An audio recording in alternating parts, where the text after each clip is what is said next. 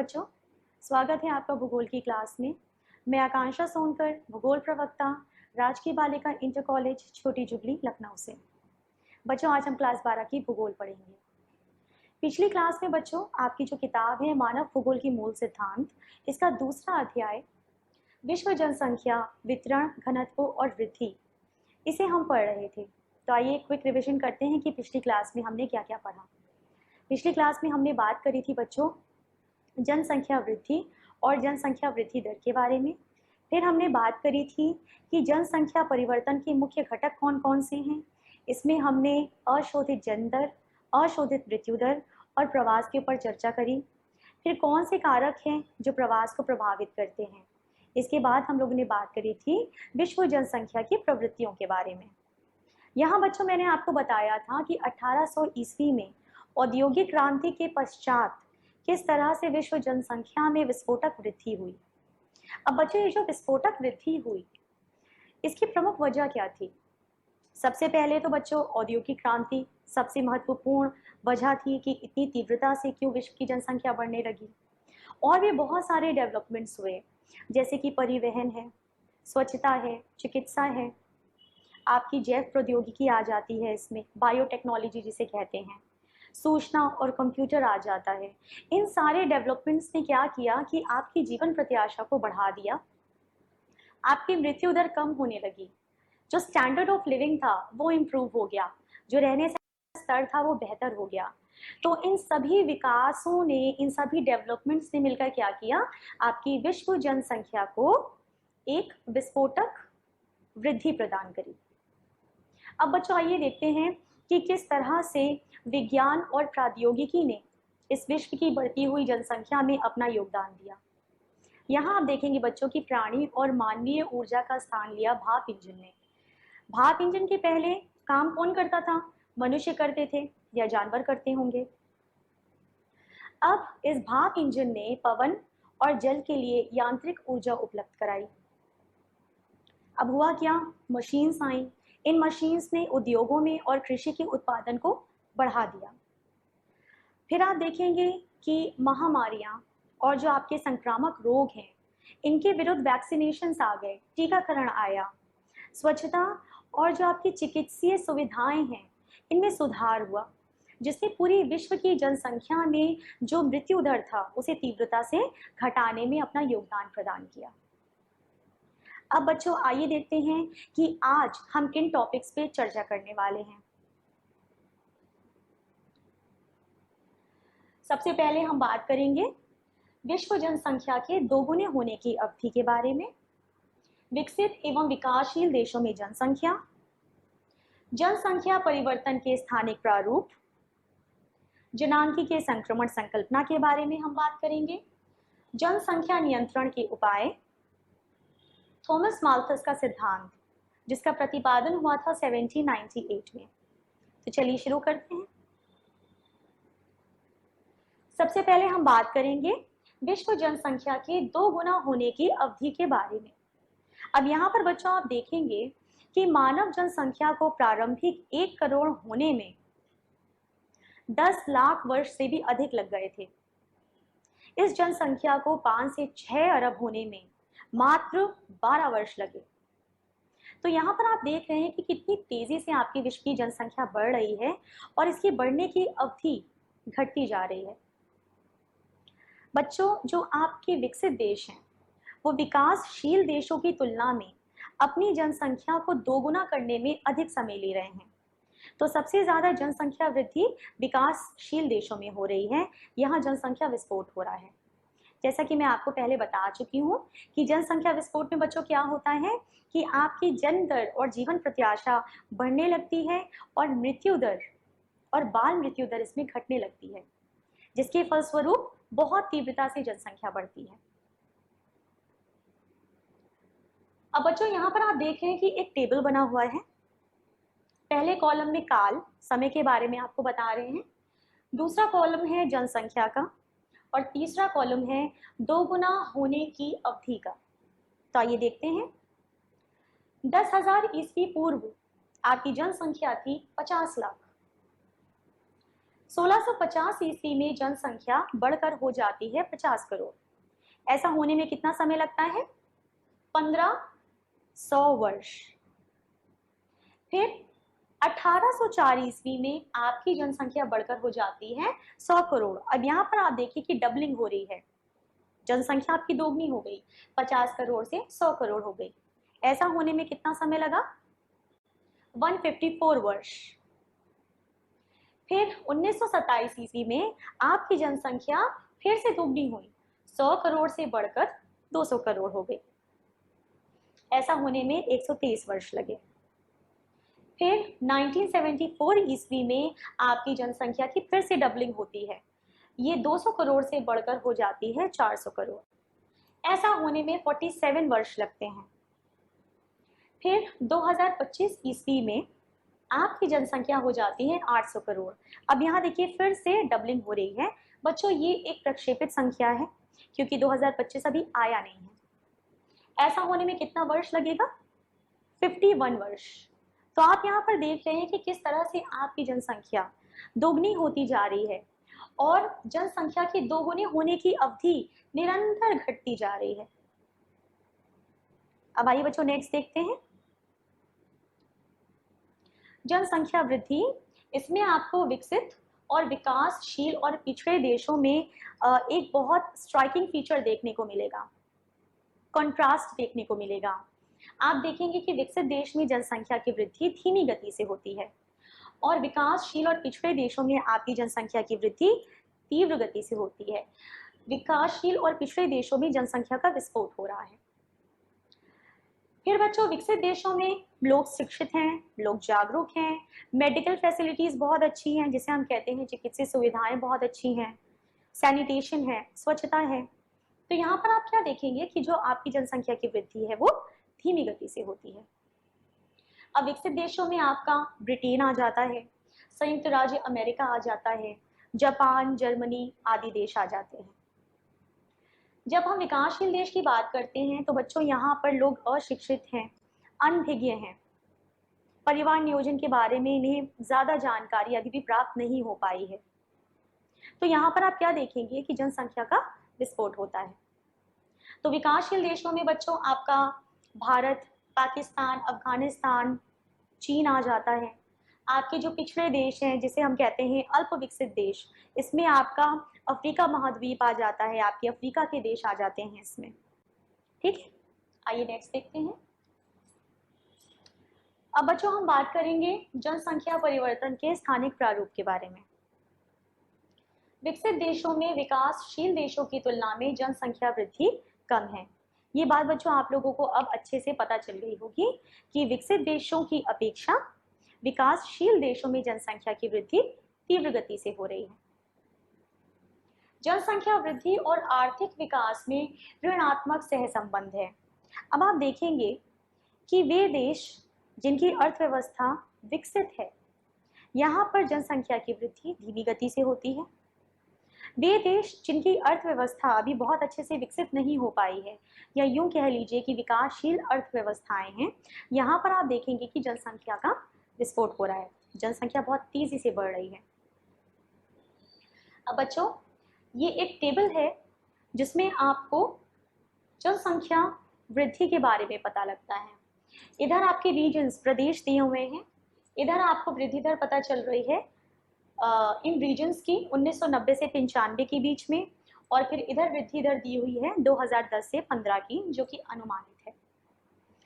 अब इस टेबल को देखकर आप ये अंदाजा लगा पा रहे होंगे कि विश्व जनसंख्या के परिवर्तन की औसत वार्षिक दर है 1.4%, है ना। औसत वार्षिक दर 1.6 प्लस 1.2, फिर आप इसको भाग कर देंगे 2 से तो निकल आएगा 1.4%। अब बच्चों देखने में तो आपको ये एक बहुत छोटा सा फिगर लगता होगा 1.4%, मगर वास्तविक में ऐसा नहीं है। अब यहाँ पर बच्चों इस बात को बहुत अच्छे से समझिए कि जो आपकी विश्व की जनसंख्या है ये किस दर से बढ़ रही है, 1.4% से, है ना। अब जब आप इस 1.4% को एक बड़ी जनसंख्या पर लागू करेंगे तो इससे आपकी जनसंख्या में विशाल परिवर्तन होगा। अब यहाँ पर आप एक चीज और देखेंगे कि यद्यपि वृद्धि दर निरंतर घट रही है, बावजूद इसके प्रति वर्ष देश की जनसंख्या बढ़ती है। प्रसव के दौरान मृत्यु दर की भांति बाल मृत्यु दर में भी वृद्धि हुई हो सकती है। तो आइए बच्चों एक नजर इस टेबल पे डालते हैं। विश्व में आपकी वृद्धि दर थी 1990 से 95 में 1.6, जो 1.2 हो गई। अफ्रीका में थी 2.4, 2010 से 15 में ये बढ़कर हो जाती है 2.6। यूरोप में थी 0.2, जो घटकर हो जाती है 0.1। उत्तर अमेरिका में 1.4 थी, जो घटकर हो गई 0.8। लैटिन अमेरिका और कैरेबियन, बच्चों ये आपका 33 देशों का ग्रुप है। इसमें आपका मेक्सिको, सेंट्रल और साउथ अमेरिका का अधिकांश भाग आ जाता है, क्यूबा आ जाता है। इसमें जो आपकी वृद्धि दर थी 1990 से 95 में वो कितनी थी? 1.7, जो घटकर हो जाती है 1.1।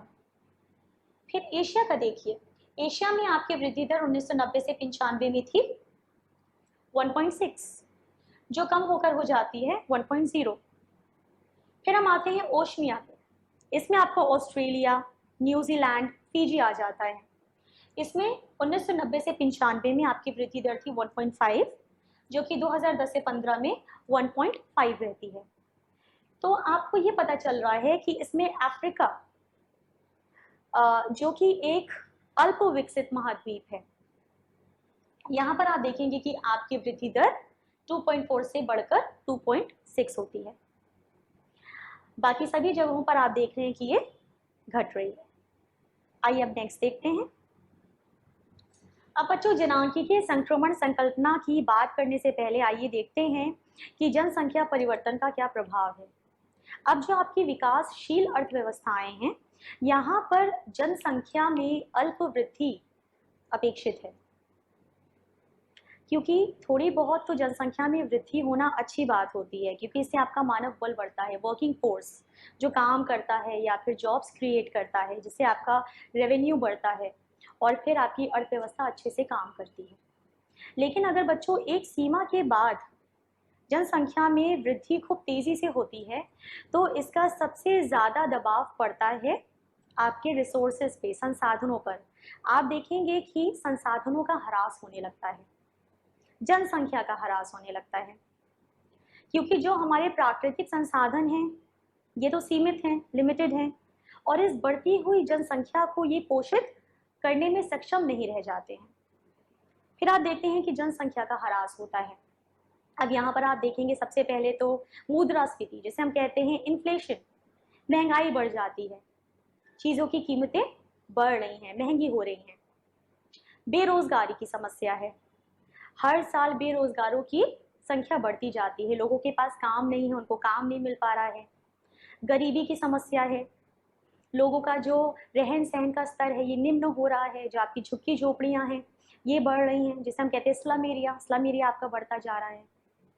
फिर आवास की दिक्कत, क्योंकि लैंड, भूमि ये एक प्राकृतिक संसाधन है जो सीमित है। अब जब आपकी जनसंख्या में इतनी तीव्रता से वृद्धि होगी तो आवास की दिक्कत तो आएगी ही, आवास महंगा हो रहा है। तो ये सारे बच्चों तमाम दिक्कतें आपकी तेजी से बढ़ती हुई जनसंख्या के कारण आती है। अब यहाँ पर आप देखेंगे कि बच्चों HIV एड्स जैसी महामारी ने अफ्रीका में, स्वतंत्र राष्ट्रों के राष्ट्रमंडल के कुछ भागों में और एशिया में खूब तेजी से मृत्यु दर में वृद्धि की है, जिस कारण से आपकी जनसंख्या की वृद्धि धीमी हुई है। अब आइए बच्चों हम बात करते हैं जनांकीय संक्रमण के बारे में। इस संकल्पना का प्रतिपादन किया था वॉरेन थॉमसन ने। अब बच्चों ये जो संकल्पना है इसका उपयोग किसी क्षेत्र की जनसंख्या के वर्णन तथा भविष्य की जनसंख्या के पूर्वानुमान हेतु किया जा सकता है। यहाँ आप देखेंगे बच्चों कि जैसे समाज खेतीहर, ग्रामीण और अशिक्षित से उन्नति करता है और नगरीय, औद्योगिक और शिक्षित होता है, तो किसी प्रदेश की जनसंख्या में जो उच्च जन्म दर है और उच्च मृत्यु दर है, ये परिवर्तित हो जाती है निम्न जन्म दर और निम्न मृत्यु दर में। तो ये जो परिवर्तन हो रहे हैं, ये जो चेंजेस हो रहे हैं, ये अवस्थाओं में होते हैं, स्टेजेस में होते हैं, जिन्हें सामूहिक रूप से हम कहते हैं डेमोग्राफिक साइकिल या जनांकिकीय चक्र। जैसा कि देखिए इस चार्ट में आपको समझ में आएगा, लोग पहले गांव में रहते थे, खेतीहर थे, खेतों में काम करते थे, फिर उनका परिवर्तन होता है, वो नगरों में आते हैं, औद्योगिकरण होता है, यहाँ उनकी उन्नति हो रही है। तो साथ ही साथ उच्च जन्म दर और उच्च मृत्यु दर का परिवर्तन होता है निम्न जन्म दर और निम्न मृत्यु दर में। अब बच्चों यहाँ पर आप देख रहे हैं कि एक डायग्राम बना हुआ है। इस डायग्राम के थ्रू हम जनांकीय संक्रमण सिद्धांत को समझने की कोशिश करते हैं। आपका जो एक्स एक्सिस है ये समय को दिखा रहा है, वाई एक्सिस आपका अशोधित जन्म दर और अशोधित मृत्यु दर दर्शा रहा है। फिर आप देखेंगे कि दो तरह की लाइंस हैं, ऊपर वाली जन्म दर दर्शाती है और नीचे वाली मृत्यु दर दर्शाती है। तीन प्रमुख स्टेजेस हैं, तीन प्रमुख अवस्थाएं हैं जनांकीय संक्रमण संकल्पना की, पहली, दूसरी और तीसरी। तो आइए सबसे पहले देखते हैं कि पहली अवस्था में क्या हो रहा है। जैसा कि आप देख पा रहे हैं बच्चों कि पहली अवस्था में उच्च प्रजननशीलता है और उच्च मृत्यु दर है। यहाँ पर आप देखेंगे कि महामारियों के कारण, पर्याप्त भोजन ना मिलने के कारण मृत्यु हो रही है और इस मृत्यु की क्षतिपूर्ति के लिए लोग ज्यादा रिप्रोड्यूस कर रहे हैं, पुनरुत्पादन कर रहे हैं, ज्यादा बच्चे पैदा कर रहे हैं। अब इस बात को ऐसे समझिए, मान लीजिए किसी के पास एक संतान है, किसी कारणवश ये संतान नहीं रहती है जीवित, अब उसके पास कोई संतान नहीं है। अगर यहाँ उसके पास 4 संतानें होती और किसी कारणवश 1 या 2 संतानें इनकी मृत्यु भी हो जाती तो उसके पास 2 संतानें जीवित बचती, है ना। तो यहाँ पर लोग अपनी सुरक्षा के लिए, अपनी सिक्योरिटी के लिए ज्यादा बच्चे पैदा करते हैं। तो यहाँ पर बच्चों आप देखेंगे कि आपका जो जन्म दर है और मृत्यु दर है ये दोनों काफी उच्च हैं। तो यहाँ पर जो जनसंख्या की वृद्धि है वो धीमी गति से होती है। अब ये जो पहली अवस्था है इसमें लोग ज्यादातर गांव में हैं, खेती बाड़ी का काम कर रहे हैं, औद्योगिकरण का स्तर बिल्कुल निम्न है। अब बच्चों 200 साल पहले तक सभी देश इसी पहले चरण में आते थे, लेकिन अगर अब की हम बात करें तो इसमें आपके बांग्लादेश वर्षावनों के आदिवासी आते हैं। अब बच्चों इसके बाद हम आते हैं दूसरी अवस्था में। दूसरी अवस्था में आप देख रहे हैं कि जो आपकी प्रजननशीलता है, जन्म दर, ये पहले तो बढ़ती है लेकिन फिर धीरे धीरे ये घटने लगती है और आपकी जो मृत्यु दर है ये कम हो रही है, क्योंकि यहाँ पर जो मेडिकल फैसिलिटीज हैं, चिकित्सीय सुविधाएं हैं, इनमें सुधार हो गया है, सैनिटेशन, स्वच्छता आ गई है। तो आप देख रहे हैं कि आपकी मृत्यु दर धीरे धीरे कम होने लगती है, जीवन प्रत्याशा बढ़ने लगती है। यहाँ पर आपकी जो जन्म दर है ये आप देखेंगे कि इसमें भी धीरे धीरे गिरावट आने लगती है, क्योंकि इस अवस्था में आपके विकासशील देश आते हैं, चीजें डेवलप हो रही हैं, धीरे धीरे लोग शिक्षित हो रहे हैं, जागरूक हो रहे हैं। तो आप देखेंगे कि आपकी जन्म दर में भी धीरे धीरे गिरावट आने लगती है।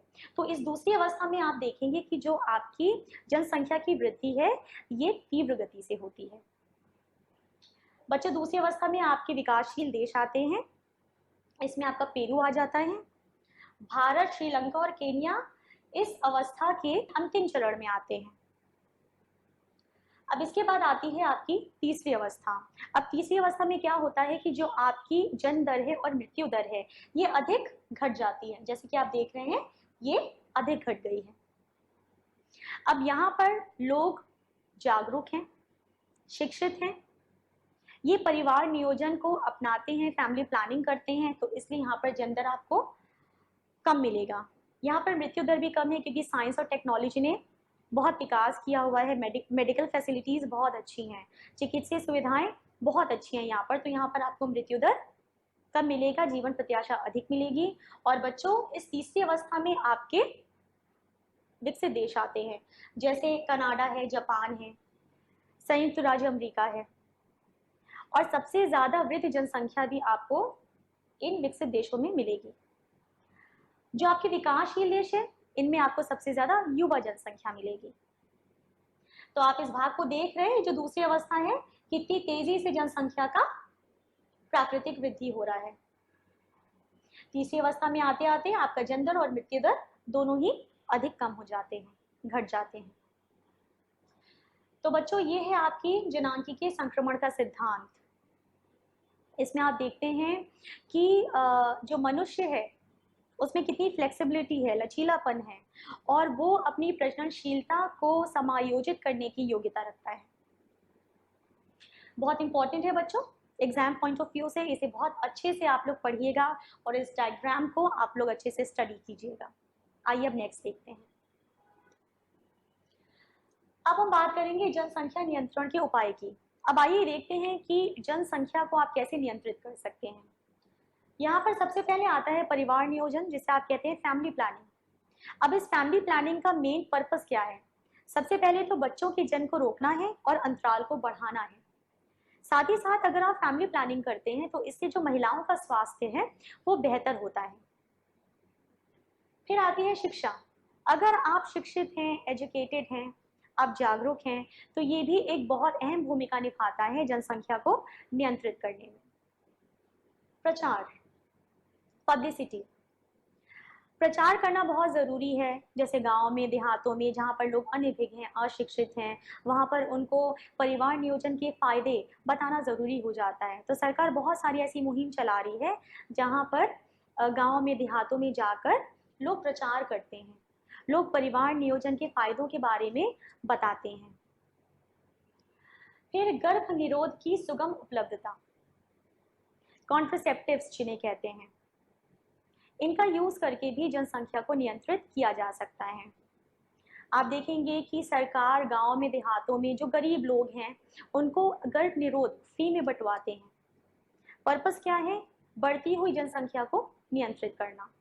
फिर यहाँ पर आपका कर निरुत्साहन आ जाता है, जिसे हम कहते हैं टैक्स डिसइंसेंटिव्स। अब यहाँ पर सरकार क्या करती है कि ये एक्स्ट्रा टैक्स इम्पोज करती है उन लोगों के ऊपर जिनकी फैमिली का साइज बड़ा है। उदाहरण के तौर पर बताती हूँ कि जैसे कि हमारे भारत में ही है कि जो लोग जॉब कर रहे हैं उन्हें 2 बच्चों पर ही पेड मैटरनिटी लीव मिलती है, जिसे कहते हैं पेड मातृत्व अवकाश। तीसरे बच्चे पर आपको ऐसी कोई सुविधा नहीं मिलेगी। फिर इसमें यह होता है कि जो आपकी इनकम टैक्स में जो रिलीफ होती है उस पर लिमिटेशन लगा देती है सरकार। तो ये सब करने का मकसद क्या है? जनसंख्या को नियंत्रित रखना। आइए बच्चों अब नेक्स्ट देखते हैं। अब बच्चों हम बात करेंगे थॉमस माल्थस के सिद्धांत के बारे में। इस सिद्धांत का प्रतिपादन हुआ था 1798 में। यहाँ पर थॉमस माल्थस हमें बताते हैं कि जो जनसंख्या की वृद्धि हो रही है ये बहुत तेज गति से हो रही है खाद्य आपूर्ति की तुलना में।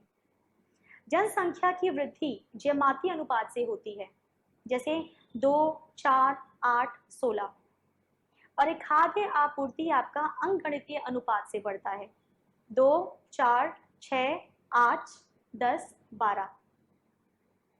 यहाँ पर इन्होंने कहा कि इतनी तेजी से जो आपकी जनसंख्या बढ़ रही है ये कैसे नियंत्रण में आएगी? पॉजिटिव चेक्स के द्वारा, जैसे महामारी, बीमारी, युद्ध, या फिर कोई प्राकृतिक आपदा जैसे भूकंप या सूखा पड़ गया। तो बच्चों ये है थॉमस माल्थस का सिद्धांत। इसी के साथ बच्चों ये चैप्टर यहीं पे खत्म होता है। तो आज बच्चों हम लोगों ने बहुत सारी नई नई चीजें पढ़ी, नई नई चीजों के बारे में सीखा। सबसे पहले हम लोगों ने बात करी विश्व जनसंख्या के दोगुनी होने की अवधि के बारे में। इसके बाद बच्चों हम लोगों ने जाना जनसंख्या परिवर्तन का स्थानिक प्रारूप के बारे में। फिर हम लोगों ने बात करी जनांकीय संक्रमण संकल्पना के बारे में। इसके बाद बच्चों हम लोगों ने जाना कि जनसंख्या परिवर्तन के कौन कौन से प्रभाव हैं। फिर हम लोगों ने बच्चों बात करी जनसंख्या नियंत्रण के उपाय, और सबसे लास्ट में हमने थॉमस माल्थस के सिद्धांत के बारे में जाना। अब बच्चों मैंने आपको गृह कार्य दिया है, आज जो भी पढ़ाया है इसी के ऊपर ये होमवर्क है। स्टार्टिंग के 2 प्रश्न अति लघु के हैं, तीसरा चौथा प्रश्न आपका लघु का है, और 5वां प्रश्न आपका विस्तृत का है। आज के लिए बच्चों बस इतना ही। आपको जो भी पढ़ाया है उसका रिवीजन करिए, अपना होमवर्क टाइमली कीजिए। मिलती हूँ आपसे नेक्स्ट क्लास में एक नए अध्याय के साथ। धन्यवाद।